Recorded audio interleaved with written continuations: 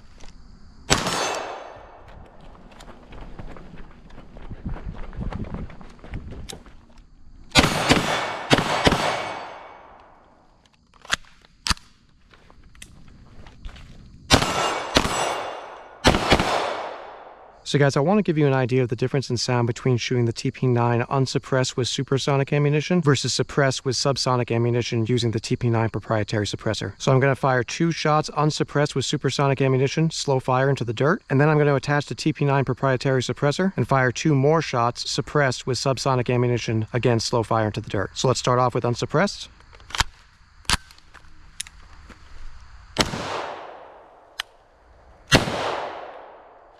Okay. Suppressed.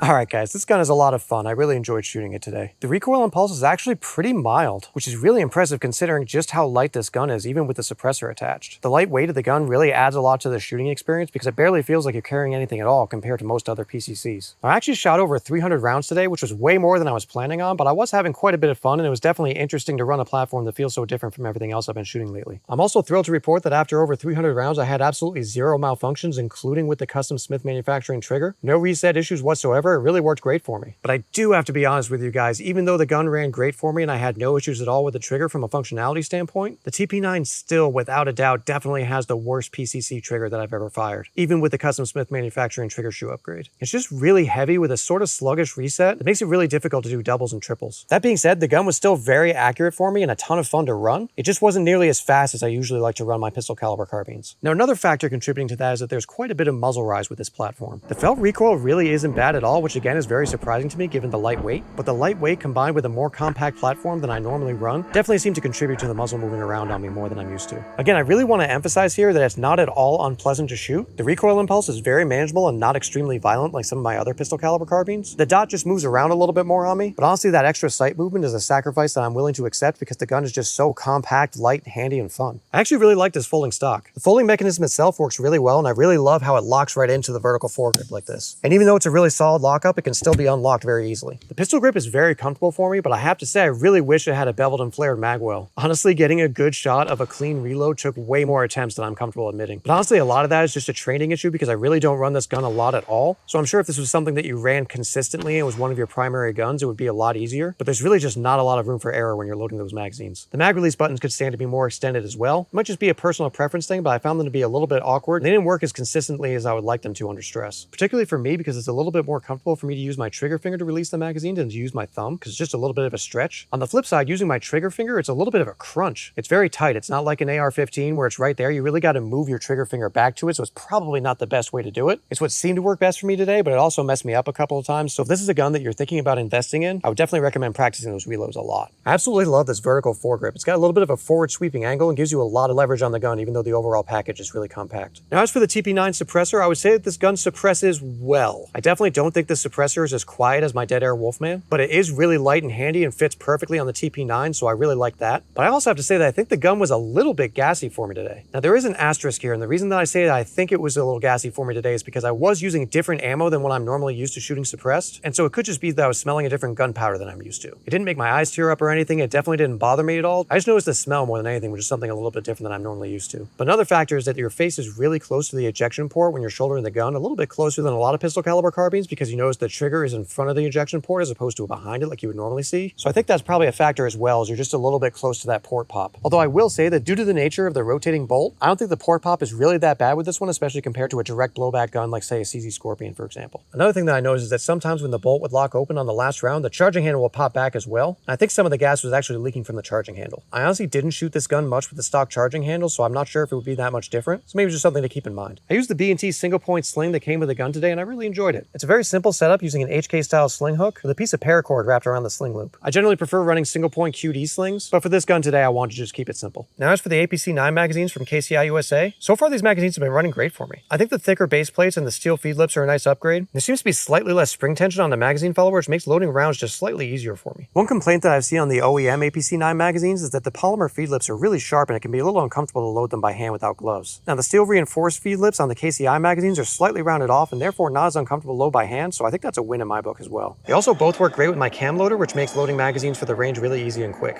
The finish on the KCI magazines is just slightly slicker than the OEM magazines. It's not a huge difference really, there's just slightly less texture. But honestly, it's really not a huge difference, and I think all the B&T magazines could benefit from a little extra grip texture in my opinion. So based on the couple of sessions that I've had with them so far, I would say that these APC9 magazines from KCI seem like a great option for B&T owners. They introduced some thoughtful improvements to the design while still looking and feeling extremely similar. So similar, in fact, that they can even accept the B&T base patch, which I think is really cool. And on top of all that, they actually come in about 20 to 25% cheaper than the OEM B&T magazines on average as well. So if you need more magazines for your B&T, APC, GHM, or TP9, I think these KCI magazines are worth taking a look at. So guys, that about covers it. I think this gun is a really unique, interesting, and fun piece of my collection, and I'm really glad that I have it. But if I'm being honest, it definitely wouldn't be my first recommendation for a pistol caliber carbine, and it probably wouldn't be my first recommendation for any kind of serious use like home defense as well. I think something like the full auto MP9 is a great choice for something like a Secret Service agent that needs to have a small concealed firearm that's very capable. But for the average civilian user, I think there's a lot better choices out there for serious use. But if you're looking for something interesting, unique, fun, and completely different from anything else on the shelf, I think the TP9 is a really fun option. The cost of the gun itself plus the proprietary suppressor really does make it hard to recommend from a practical sense. But if you really love the form factor and having a small, compact, lightweight PDW style firearm is exciting to you, then you might find that you really like the TP9 as long as you go into it with realistic expectations. So that's going to be all for today, guys. We got a lot more videos coming up soon, including more PCCs, ARs, AKs, handguns, and shotguns. Remember to like and subscribe, ring the bell, stay tuned.